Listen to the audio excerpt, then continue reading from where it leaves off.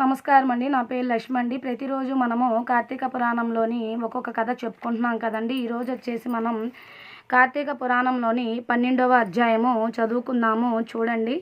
ప్రారంభం.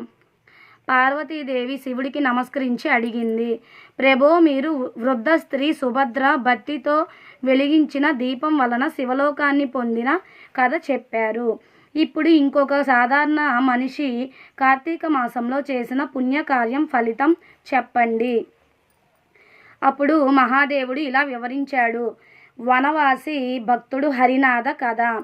పూర్వకాలంలో వింధ్యా పర్వత ప్రాంతంలో ఒక వనవాసి జీవించేవాడు. అతని పేరు హరినాథుడు. అతనికి అరణ్యంలో తప్ప మరెక్కడా జీవనాధారం లేదు.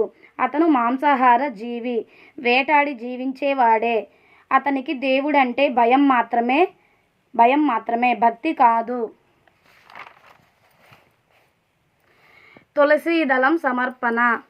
ఒకరోజు అతను వేటకు వెళ్ళి తిరిగి వస్తున్నప్పుడు రాత్రి అయిపోయింది. అతనికి దారి కనిపించక అరణ్యంలో ఒక చెట్టు కింద విశ్రాంతి తీసుకున్నాడు.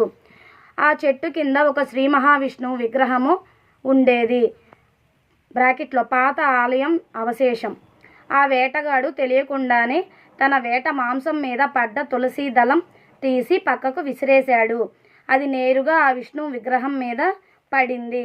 అదే ఒక అపూర్వమైన పుణ్యకార్యం అయ్యింది. దైవ దర్శనం. కొన్ని రోజుల తర్వాత హరినాథుడు వేటలో మరణించాడు. యమదూతలు అతని ఆత్మను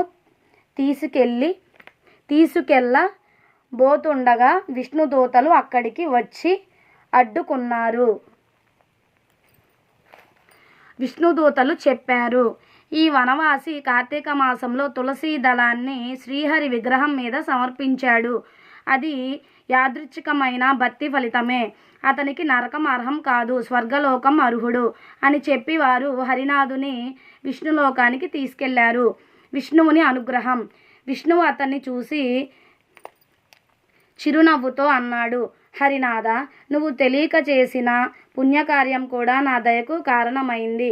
కార్తీక మాసంలో నా నామస్మరణ, తులసి పూజ, దీపదానం చేసిన వారికి అందని మోక్షం లభిస్తుంది అని చెప్పి అతన్ని దివ్య రూపంతో వరమిచ్చాడు.